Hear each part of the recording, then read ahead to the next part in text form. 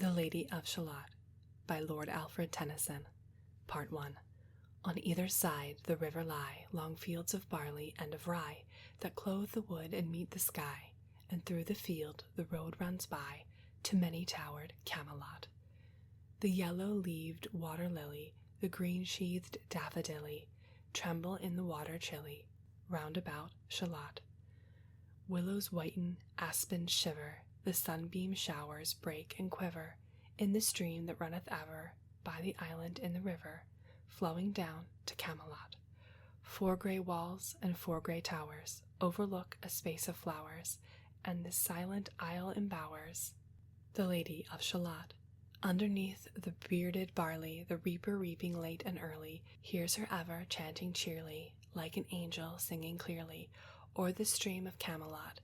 Piling the sheaves in furrows airy, beneath the moon the reaper weary, listening whispers 'tis the fairy Lady of Shalott. The little isle is all enrailed with a rose fence, and overtrailed with roses by the marge unhailed. The shallop flitteth silken sailed, skimming down to Camelot. A pearl garland winds her head, she leaneth on a velvet bed, full royalty apparelled, the Lady of Shalott. Part 2.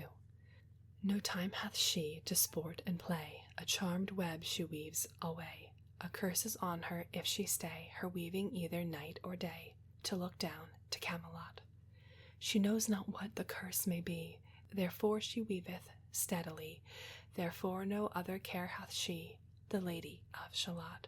She lives with little joy or fear, over the water running near, the sheep bell tinkles in her ear, before her hangs a mirror clear, reflecting towered Camelot, and as the mazy web she whirls, she sees the surly village churls, and the red cloaks of market girls pass onward from Shalott. Sometimes a troop of damsels glad, an abbot on an ambling pad, sometimes a curly shepherd lad, or long-haired page in crimson clad, goes by to towered Camelot, and sometimes through the mirror blue the knights come riding 2 and 2. She hath no loyal knight and true, the Lady of Shalott. But in her web she still delights to weave the mirror's magic sights, for often through the silent nights a funeral with plumes and lights and music come from Camelot, or when the moon was overhead come 2 young lovers lately wed. I am half sick of shadows, said the Lady of Shalott. Part 3. A bow shot from her bower eaves, he rode between the barley sheaves. The sun came dazzling through the leaves, and flamed upon the brazen greaves of bold Sir Lancelot.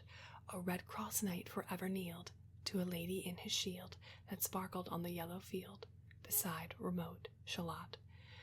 The gemmy bridle glittered free, like to some branch of stars we see, hung on the golden galaxy. The bridle bell sang merrily as he rode down from Camelot, and from his blazoned baldric slung a mighty silver bugle hung, and as he rode his armor rung beside remote Shalott.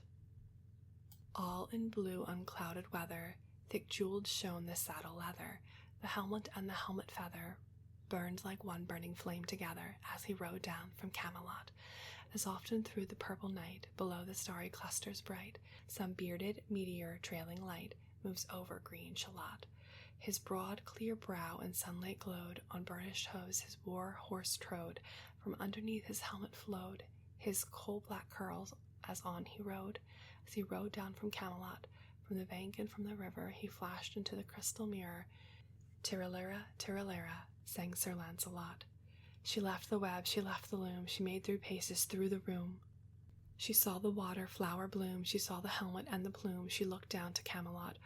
Out flew the web and floated wide, the mirror cracked from side to side. The curse is upon me, cried the Lady of Shalott. Part 4. In the stormy east wind straining, the pale yellow woods were waning, the broad streams in his banks complaining, heavily the low sky raining over towered Camelot. Outside the isle a shallow boat beneath a willow lay afloat. Below the cavern stern she rode, the Lady of Shalott. Below the carven stern she wrote, the Lady of Shalott. A cloud-white crown of pearls she dight, all raimented in snowy white, that loosely flew her zone in sight, clasped with one blinding diamond bright. her wide eyes fixed on Camelot, Though the squally east wind keenly blew with folded arms serenely, by the water stood the queenly Lady of Shalott, with a steady stony glance, like some bold seer in a trance, beholding all his own mischance. Mute with a glassy countenance, she looked down to Camelot. It was the closing of the day. She loosed the chain, and down she lay. The broad stream bore her far away, the Lady of Shalott. As when to sailors, while they roam by creeks and outfalls far from home, rising and dropping with the foam from dying swans, wild warblings come, blown shorewards, so to Camelot. Still as the boat head wound along the willowy hills and fields among, they heard her chanting her death song, the Lady of Shalott. A long-drawn carol, mournful, holy, she chanted loudly, chanted lowly, till her eyes were dark and holy, and her smooth face sharpened slowly, turned to tower Camelot. For ere she reached upon the tide, the first house by the water side, singing in her song, she died, the Lady of Shalott.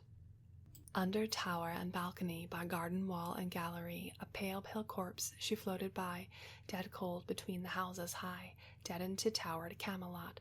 Knight and burgher, lord and dame, to the planked wharfage came. Below the stern they read her name, the Lady of Shalott. They crossed themselves, their stars they blessed, knight, minstrel, abbot, squire, and guest. There lay a parchment on her breast that puzzled more than all the rest the well-fed wits at Camelot. The web was woven curiously, the charm is broken utterly. Draw near and fear not, this is I, the Lady of Shalott.